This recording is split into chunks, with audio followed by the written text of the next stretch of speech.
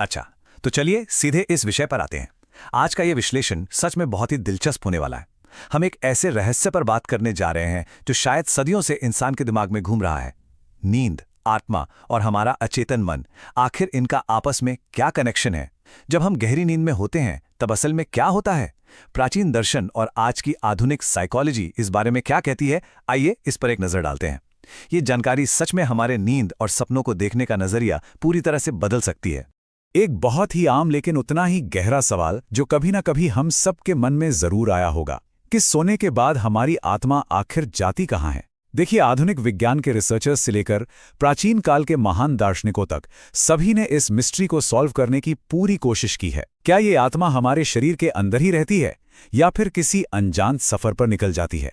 इस विषय की गहराई और इतिहास को समझने के लिए हमें भगवद गीता का वो प्रसिद्ध श्लोक याद आता है जिसमें आत्मा को पूरी तरह से अमर और अविनाशी बताया गया है, जिसे ना शस्त्र काट सकते हैं ना आग जला सकती है। लेकिन दिलचस्प बात यह है कि ये सोच सिर्फ भारतीय दर्शन तक ही सीमित नहीं है। अगर हम तटस्थ रूप से देखें तो हिपोक्रेटस और प्लेटो जैसे महान ग्रीक दार्शनिकों का भी यही मानना था कि नींद के वक्त आत्मा शरीर से निकलकर बाहर घूमती है और उसी सफर को हम सपनों के रूप में महसूस करते हैं। भाग 1, चेतन बनाम अचेतन मन। तो अब यहाँ जो सबसे ज्यादा ध्यान देने वाली बात है वो ये है कि आखिर ये काम कैसे करता है। स्रोत के अनुसार जब हमें नींद आती है तो हमारे शरीर का सिर्फ और सिर्फ चेतन मन यानी कॉन्शियस माइंड ही सोता है। इस चेतन मन की हद बस हमारी इस भौतिक दुनिया तक होती है और सोते वक्त इसका बाहरी दुनिया से कनेक्शन पूरी तरह टूट जाता है। पर इसके बिल्कुल उलट हमारा अचेतन मन यानी सबकॉन्शियस माइंड वो कभी नहीं सोता। वो लगातार जागता रहता है और सभी भौतिक सीमाओं को पार करके सीधे सूक्ष्म जगत के साथ जुड़ जाता है। अब एक सवाल उठ सकता है कि ये सूक्ष्म जगत आखिर क्या भला है? इसे समझना सच में बहुत जरूरी है।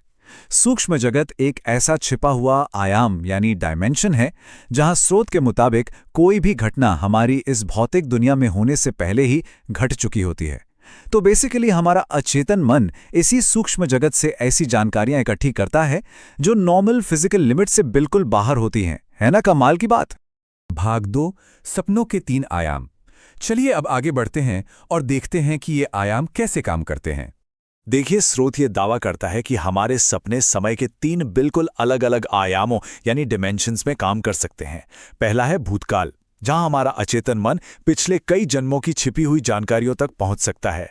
दूसरा है वर्तमान, जहां वो इसी वक्त कहीं और दूर हो रही घटनाओं का लाइव साक्षी बन सकता है। और तीसरा भविष्य, जहां वो सूक्ष्म जगत में पहले से ही हो रही आगे की घटनाओं की एक झलक देख सकता है। इन एब्स्ट्रैक्ट कॉन्सेप्ट्स को थोड़ा और क्लियर करने के लिए स्रोत में कुछ बेहद रोचक किस्से बताए गए हैं। जैसे पहला किस्सा डॉक्टर अरुण कुमार का है।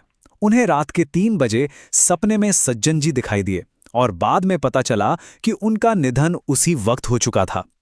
ये अचेतन मन द्वारा वर्तमान की घटना को पकड़ने का एक बड़ा उदाहरण है। एक और कहानी में एक महिला को सपनों में बार बार एक मंदिर दिखता था और चौंकाने वाली बात यह है कि बाद में उसने असल जिंदगी में बिल्कुल वैसा ही मंदिर खोज निकाला। और एक तीसरा किस्सा एक ऐसे व्यक्ति का है जिसने लगातार 8 दिनों तक सोने से पहले अपने अचेतन मन से एक ही सवाल पूछा और नतीजतन उसे एक संपन्न महिला के रूप में अपने पिछले जन्म का सपना आया। ये छोटी छोटी कहानियां दिखाती हैं कि ये थ्योरी असल में कैसे काम कर सकती है। भाग 3, आत्मा की वास्तविक स्थिति। तो यहां सबसे अहम मुद्दा ये निकल कर आता है। यहां स्रोत का एक बहुत ही बड़ा खुलासा हमारे सामने आता है। खुलासा ये है कि आत्मा कहीं नहीं जाती, वो हर जगह उपलब्ध है। ये सच में एक बहुत बड़ा ट्विस्ट है। इसका सीधा सा मतलब ये हुआ कि आत्मा असल में कोई सफर नहीं करती, वो सर्वव्यापी है, ऑमनी प्रेजेंट है। नींद के वक्त हमें जो भी गति या एक लोक से दूसरे लोक जाने का एहसास होता है ना, वो दरअसल आत्मा की मूवमेंट नहीं बल्कि हमारे एक्टिव अचेतन मन की मूवमेंट होती है। और इस कॉन्सेप्ट को हमारे दिमाग में अच्छी तरह बैठाने के लिए स्रोत एक बहुत ही सटीक विजुअल इमेज देता है। आत्मा को एक बेहद छोटे, बिल्कुल सुई की नोक के बराबर सफेद रंग के चमकते हुए बिंदु के रूप में डिस्क्राइब किया गया है, जो सिर्फ हमारे मस्तिष्क में बैठी रहती है और वहीं से पूरे शरीर में लगातार चेतना यानी कॉन्शियसनेस बनाए रखने का काम करती है। एक आखिरी और बहुत ही दिलचस्प पॉइंट, स्रोत इस अचेतन मन की एक सिक्योरिटी गार्ड वाली भूमिका का भी जिक्र करता है। खैर, अक्सर लोगों का ये अनुभव होता है कि रात में बिना किसी वजह के अचानक नींद टूट जाती है। स्रोत का ये दावा है कि रात में जब भी कोई नेगेटिव एनर्जी यानी नेगेटिव ऊर्जा हमारे आभा मंडल यानी हमारे ऑरा के अंदर घुसने की कोशिश करती है, तो हमारा ये अचेतन मन बिल्कुल एक रक्षक की तरह एक्टिवेट हो जाता है। वो खतरे को भांप लेता है और तुरंत चेतन मन को एक झटका देकर जगा देता है, ताकि हमारा ऑरा सुरक्षित रहे। वैसे इसी संदर्भ में स्रोत में सुरक्षा के एक और तरीके के रूप में देवी देवताओं की मूर्तियां रखने का भी जिक्र किया गया है।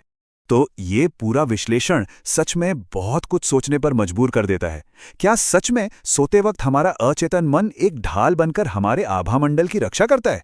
मन और आत्मा का ये विज्ञान जितना गहरा लगता है, उतना ही रहस्यमयी भी है। आज रात जब नींद आएगी और सपने आएंगे, तो ये सवाल दिमाग में जरूर घूमेगा कि आखिर पर्दे के पीछे क्या चल रहा है। इस दिलचस्प विश्लेषण को समझने के लिए बहुत बहुत धन्यवाद।